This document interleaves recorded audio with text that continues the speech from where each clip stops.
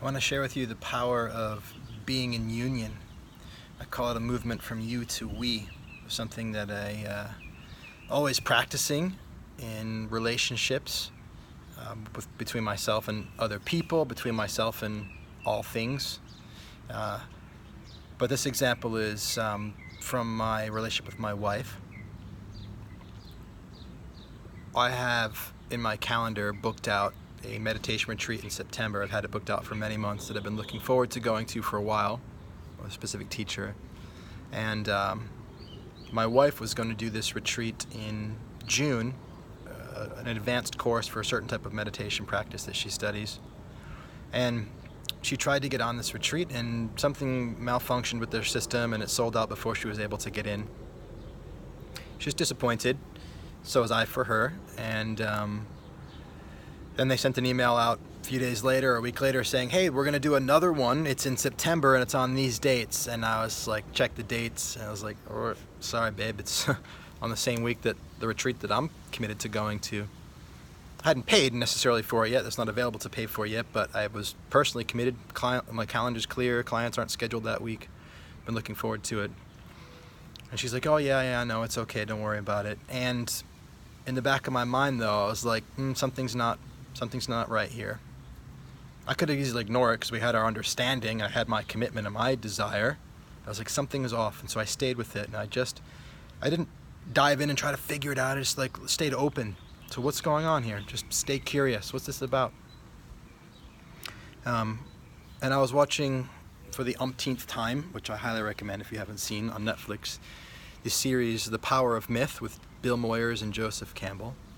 And Campbell was talking about the yin-yang symbol and the union of marriage, and how marriage has a bunch of different meanings and purposes, but the spiritual purpose and meaning of marriage, which is represented by the yin-yang, is the idea of union.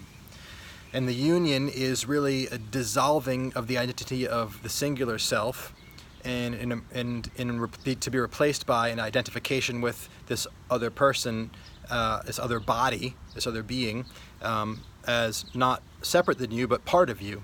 And so the you becomes the we. And that wasn't his words necessarily, but that's the way that I'm representing it. The you becomes the we.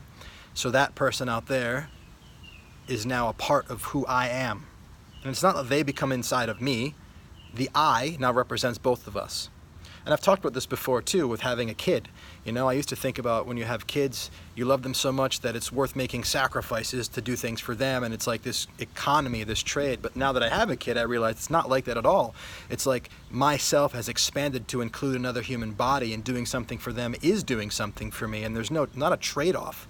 It's not an economic balance between myself and them. In the same way that it's not like, oh, I guess I'll do this with my right hand to give my left hand a break. And it's like, no, they're just two parts of the same you. And so to expand in your identity to include another person is to really psychologically expand your identity to include something other than this single body. And it's something you can do through practice and intention. And the way that I'm doing that is through language often. It's like, how am I speaking about things?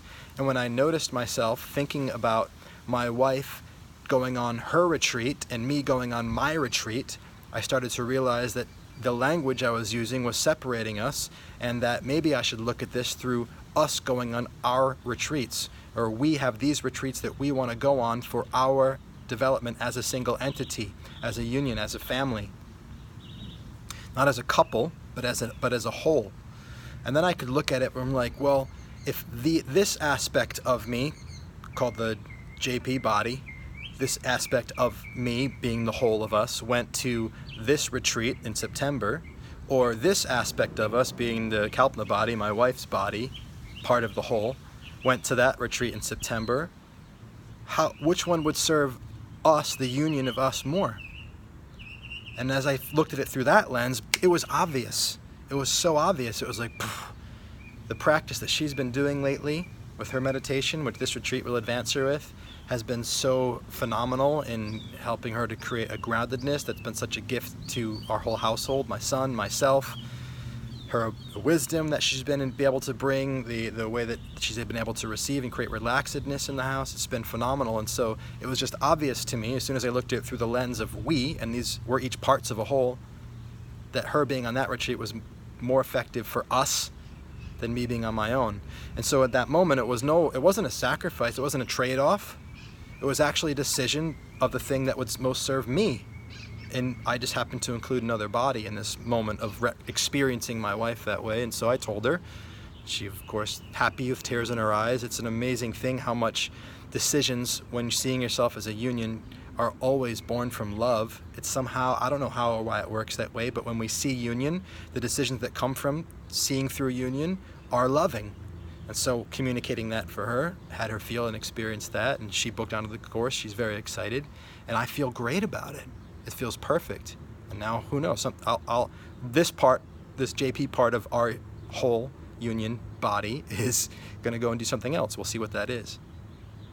But the way that you can practice this is really to use your language and start to force yourself to talk about whenever you've got some kind of conflict. Say you've got, I don't know, you and your brother want to do two different things for a family event. He wants to do that and I want to do this. Well, what if you talked about we want to do both of these things, and each of these things will serve different aspects of us. So he wants to go golfing and I want to go boating. And that's a conflict. We can't do both. Well, we want to go golfing and we want to go boating.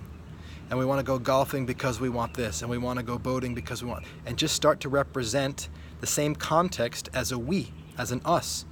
And look at the different solutions as an aspect, or sorry, as different parts of the same thing. The left hand wants this, the right hand wants that, right? And just feel into it. Language is a powerful thing. So use pronouns changes to represent it as a whole, and the parts being the things that are being decided between instead of two separate bodies.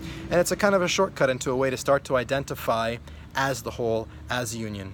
And I think you'll find that the decisions you make from that place are automatically more loving, and that you'll feel better and more relaxed about it, and that they'll have more power to create as well. Today is the perfect day to create who you are. You are loved, and you are powerful. And I am loving you simply for your being here. I'll talk to you soon.